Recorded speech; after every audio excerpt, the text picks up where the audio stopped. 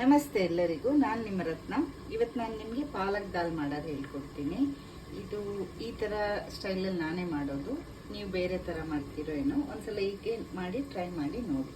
ಈಗ ಇಂಗ್ರೀಡಿಯೆಂಟ್ಸ್ ಏನಂತ ತೋರಿಸ್ತೀನಿ. ನಾನಿದು 1.5 ಕಪ್ ಬೇಳೆನ 3 ವಿಷಿಲ್ ಬಡಿಸಿ ಹೀಗೆ ಬೇಯಿಸಿಟ್ಕೊಂಡಿದ್ದೀನಿ.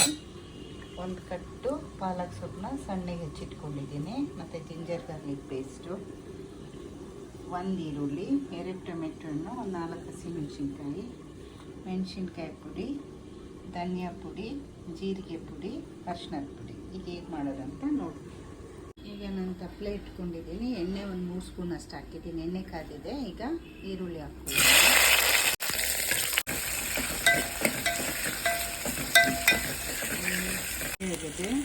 ಒಂದು ಜಿಂಜರ್ ಗಾರ್ಲಿಕ್ ಪೇಸ್ಟ್ ಹಾಕೊಳ್ಳೋಣ. ಇಟ್ಕೊಳ್ಳೋಣ. ಟೊಮೆಟೊ ಹಾಕೊಳ್ಳೋಣ. ಇದು ಸ್ವಲ್ಪ ಸಾಫ್ಟ್ ಆಗೋವರೆಗೂ ಫ್ರೈ ಮಾಡ್ತೀವಿ. ಟೊಮೆಟೊ ಈಗ ಸಾಫ್ಟ್ ಆಗಿದೆ. ಈಗ ಹೆಚ್ಚಿಟ್ಕೊಂಡಿರೋ ಪಾಲಕ್ ಸೊಪ್ಪು ಹಾಕೊಳ್ಳೋಣ.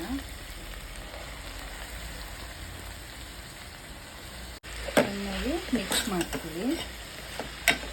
ಪಾಲಕ್ ಸೊಪ್ಪು ಚೆನ್ನಾಗಿ ಕುಕ್ ಆಗಿದೆ. ಈಗ ಇದಕ್ಕೆ 1 ಸ್ಪೂನಷ್ಟು ಮೆಣಸಿನ್ಕಾಯಿ ಪುಡಿ. ನೀವು ಖಾರ ಕಮ್ಮಿ ಬೇಕಂದರೆ ಕಮ್ಮಿ ಹಾಕ್ಕೊಳ್ಳಿ. ಮತ್ತು 1 ಸ್ಪೂನ್ ಧನಿಯಾ ಪುಡಿ, ಮತ್ತು ಸ್ವಲ್ಪ ಅರಿಶಿನ, ಮತ್ತು ಹೆಚ್ಚಿಟ್ಕೊಂಡಿದ್ವಲ್ಲ ಹಸಿಮೆಣಸಿನ್ಕಾಯಿ ಹಾಕ್ಕೊಳ್ಳಿ. 1-2 ನಿಮಿಷ ಫ್ರೈ ಮಾಡಿ.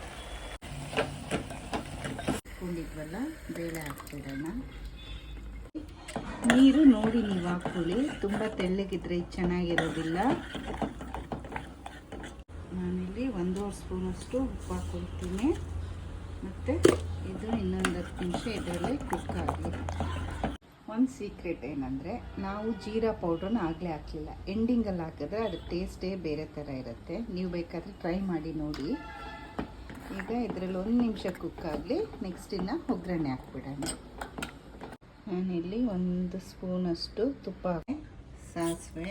ಈಗ ತುಪ್ಪ ಕಾದಿದೆ, ಸಾಸಿವೆ ಹಾಕಿ, ಮತ್ತು 1 ಸ್ಪೂನಷ್ಟು ಜೀರಿಗೆ, ಮೆಣಸಿನ್ಕಾಯಿ, ಬೇವು, ಹಿಂಗೆ ಒಗ್ಗರಣೆ ಹಾಕೋಣ. ಈಗ ನಿಮ್ಮ ಪಾಲಕ್ ದಾಲ್, ಪಾಲಕ್ ಪಪ್ಪು ರೆಡಿ. ಮುದ್ದೆಗೆ, ರೋಟಿಗೆ ಎಲ್ಲ ತುಂಬಾ ಚೆನ್ನಾಗಿರುತ್ತೆ.